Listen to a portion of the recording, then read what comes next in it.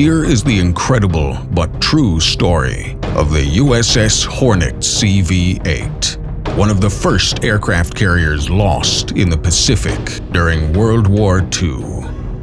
She is famous for launching the secretive Doolittle Raid on Tokyo and participated in the Battle of Midway, the WWII Raid, and the capture and defense of Guadalcanal. During the Battle of the Santa Cruz Islands, the Hornet was pummeled by torpedoes, bombs, kamikazes, and raked with gunfire. She struggled to stay afloat, but her damage was too severe, and on October 26, 1942, she sunk beneath the seas to permanently rest on Iron Bottom Sound. The Hornet was in service for a year and 6 days and was the last U.S. fleet carrier to ever be sunk by enemy fire. In late January 2019, her wreckage was finally discovered at a depth of more than 17,500 feet off the Solomon Islands. We present this program to you so that we may never forget the courage of those who fought for our freedoms.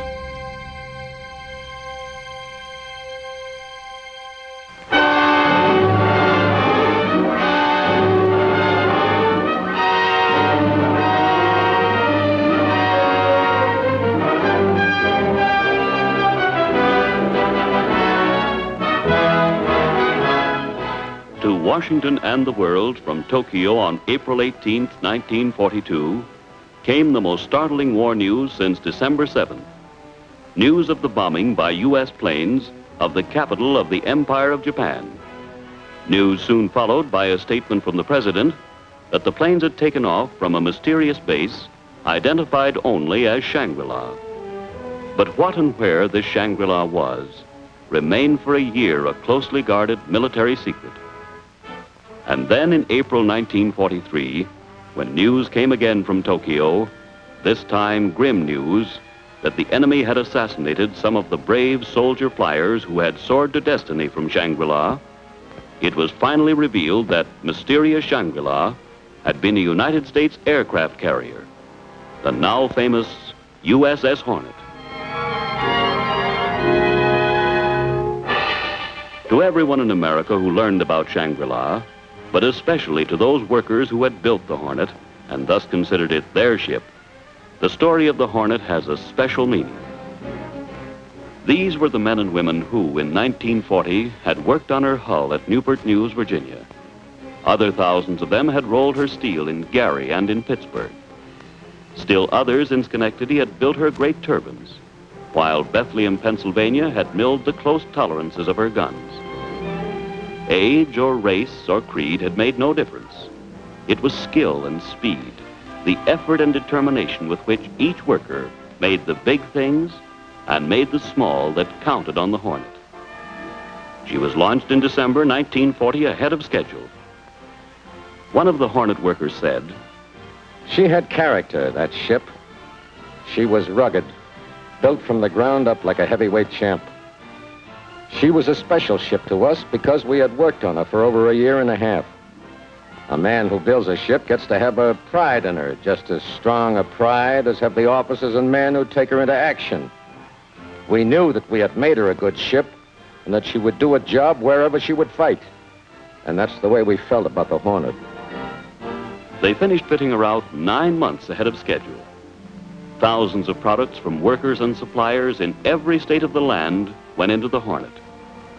Almost every worker in the country was, in one way or another, a partner in fitting out the Hornet. The Navy had planned everything so that wherever in the world she was to go into battle, the right tool would be found ready at the right time and in the right place. And the sons and brothers of many an American worker were to man the Hornet, were to fly her planes and fire her guns and drive her into battle.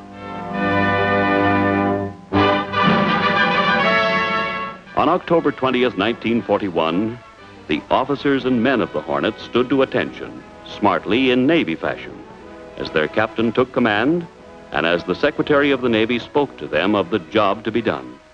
we're holding this little ceremony which makes of the Hornet the seventh of its name,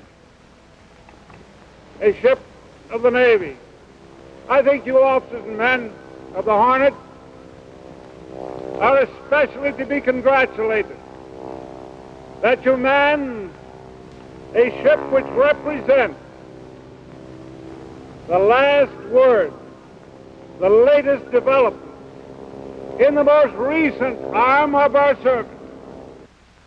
And so, as you become a part of the fleet, as the civilian head of that organization, I give you a fervent God bless you and God go with you.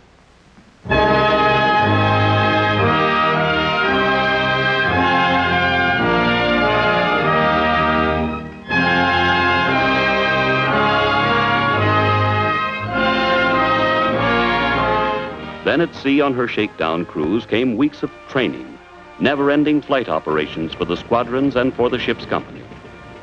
The Hornet, her planes and her men were learning to fight as a team, learning to rely on each other and on the machines American workers at home had built for them. The planes took off from dawn until dark, day after day, to fly patrols, to hunt for the enemy, but above all, to practice again and again the complex operations which combine air fighting with sea fighting. Landing at sea is a fine art, which depends on perfect teamwork between the pilot and the signal officer. Once in a while, a plane went into the gallery.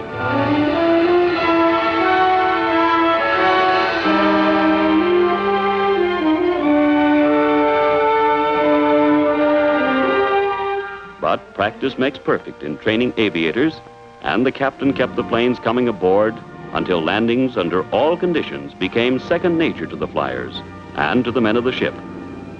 Hornet was getting ready to engage the enemy.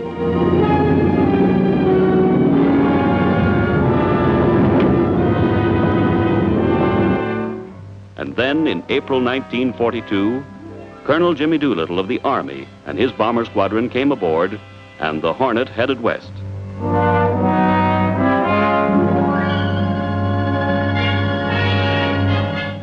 The 16 big B-25 bombers were lashed securely to the deck. The Hornet's men got along famously with the Army. They realized the importance of the Army flyer's mission. The sailors liked the idea of the colonel returning to the Mikado with Captain Mitcher's respects, a medal with which the Emperor had once decorated the captain.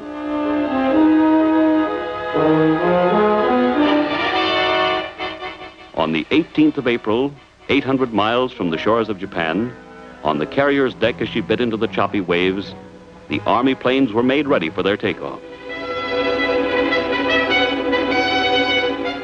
Each of them weighed 27,000 pounds and had a wingspread of almost 68 feet, only a few feet less than the width of the ship itself. A crew member telling his part of the story later said, On the takeoff, the wingtips hung over the port side, and on the starboard cleared the island structure by only 3 or 4 feet. The planes were airborne even before they reached the end of the flight deck.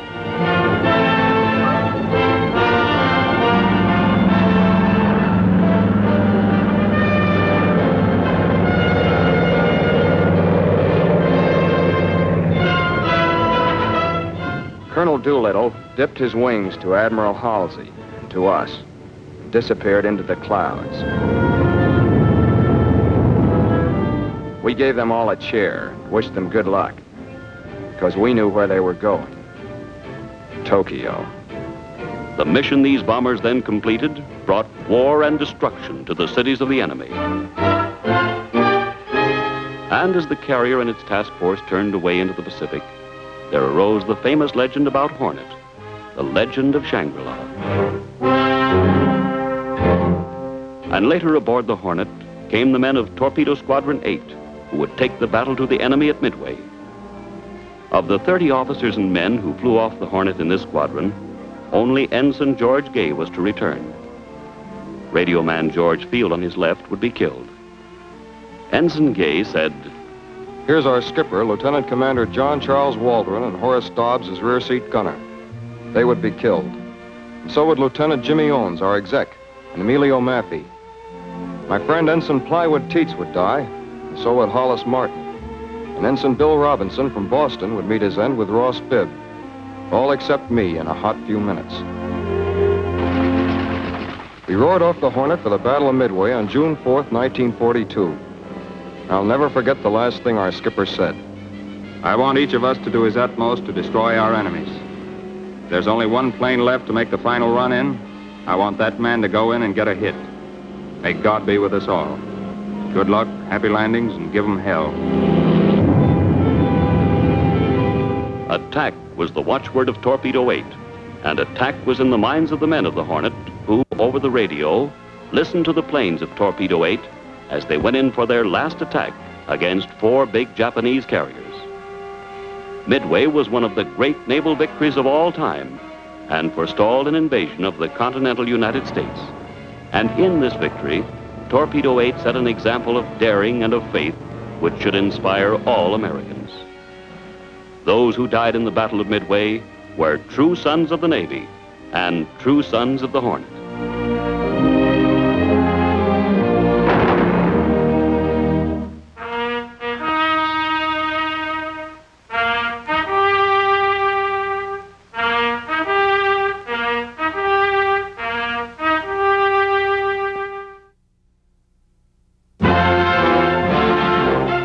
After Midway, Hornet seldom returned to its base at Pearl Harbor.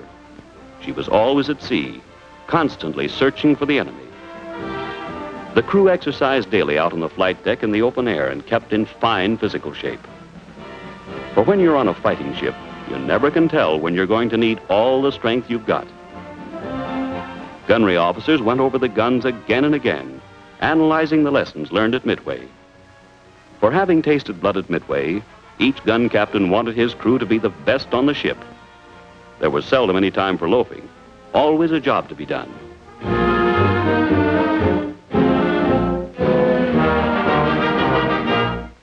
Sometimes at night below decks for those off watch, there would be some relaxing in the wardroom. But elsewhere in the ship, the endless training would go on and on and on as they sought for an almost impossible perfection. And then it came. October 26, 1942, the day of the Battle of Santa Cruz. A sailor said, We were at battle stations in Condition 1 long before dawn. Our planes took off in the half-light, just at daybreak.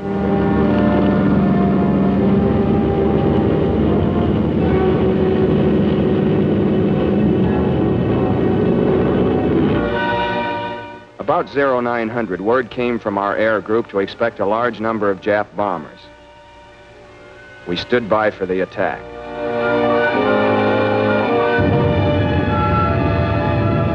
The first of the Japs came into range about 0930, and our gunners opened fire.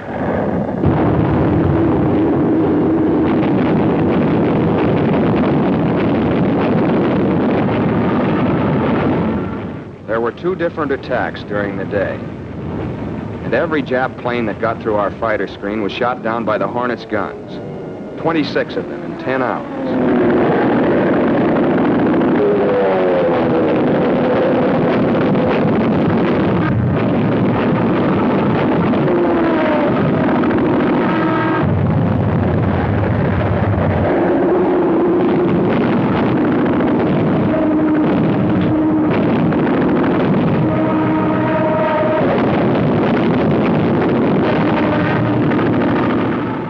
First wave, a torpedo on the starboard side had smashed our engine room. And in the second attack, the Japs hit us with everything in the book, bombs and torpedoes at the same time.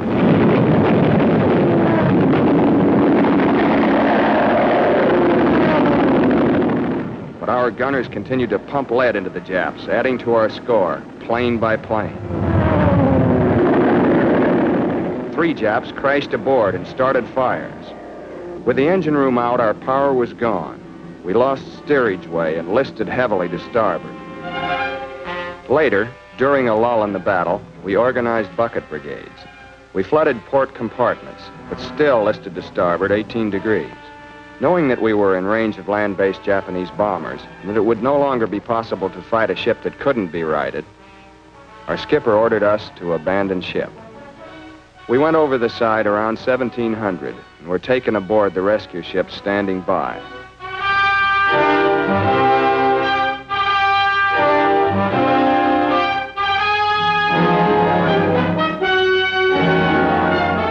You could see our Hornet lying out there, deserted and sort of lonely. Somehow she seemed to struggle to stay alive. We hated to leave her, but the skipper knew best. And just as night came down, to make her death quick and merciful, our captain ordered our own gunners to shell her and torpedo her.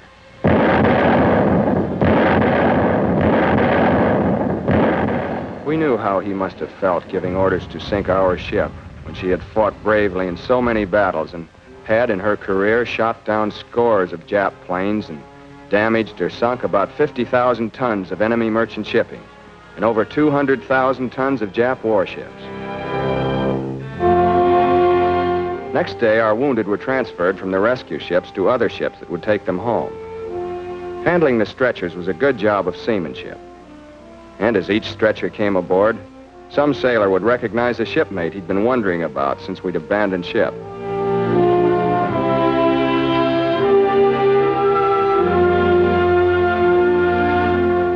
The Hornet was gone. She'd been our home for over a year. In her, we'd lost something that had been part of us. But she would be remembered no matter on what other ships we were to serve. We knew that we had fought the Hornet well, that we had brought destruction to the enemy at Tokyo and Midway, at Guadalcanal, at Ricotta Bay, in the Coral Sea, and at Santa Cruz. She was a great fighting ship. And the fighting spirit of the Hornet lives on in her men as they go out in the new ships now being built by thousands of workers who are fighting the battle of production here at home in the same spirit as the Hornet fought the Japs.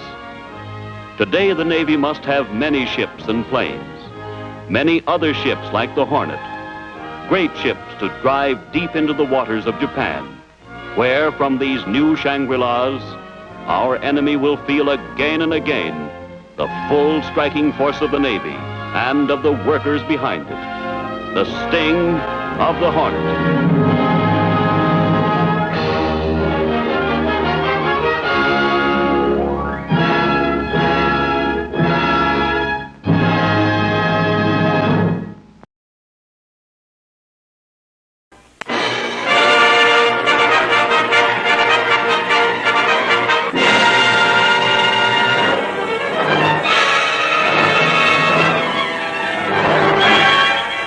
United States aircraft carrier Hornet, part of a task force steaming into Japanese waters, is now revealed as the secret base from which American planes first bombed Tokyo. Here is that secret airfield.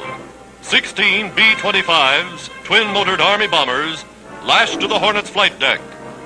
The dramatic saga of a combined Army-Navy mission that brought panic to Japan and stirred the world for its brilliance and daring.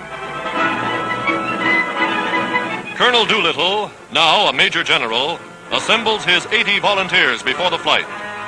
Not until this moment is their objective revealed, the heart of the island empire. A fitting touch. Japanese medals awarded United States officers for humanitarian aid to the Japanese people are returned attached to 500-pound bonds. Now, in heavy seas, some 800 miles off Japan, enemy patrol boats are sighted and sunk.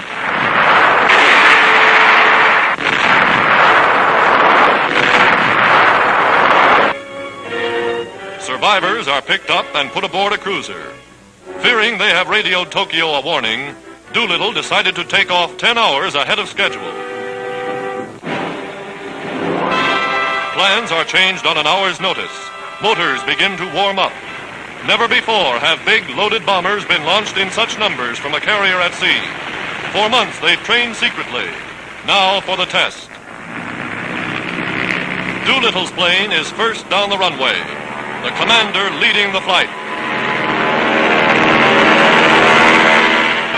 As the carrier plows through heavy seas, One bomber after another soars from the flight deck, pointed for Japan.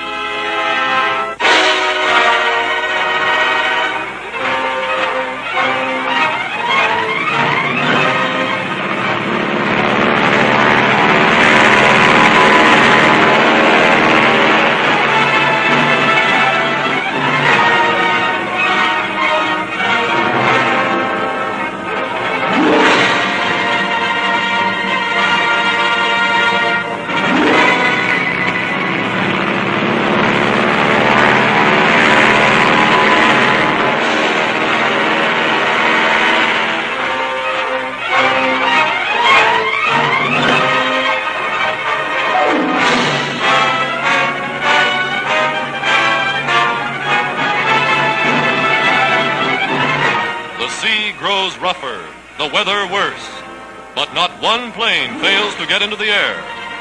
Taking the gale in its teeth, each bomber sets its course for carefully prearranged military objectives in Japan, a course that will put them over Tokyo at high noon in broad daylight.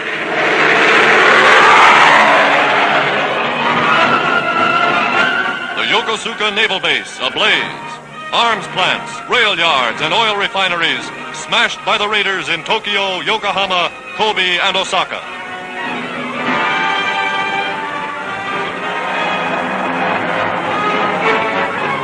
Then journey's end for the great adventure. Fuel gone, 15 of the planes are wrecked as their crews are forced to bail out over China and Japanese-occupied territory. The Japanese government flatly admits that of 8 uniformed flyers captured, some have been executed. This in flagrant violation of all international law. 64 of the 80 men who took off were rescued, and most of them have returned to duty. In Chongqing, Madam Chiang Kai-shek honored Doolittle and his gallant men for a raid that did much to shake the complacency of the Japanese warlords.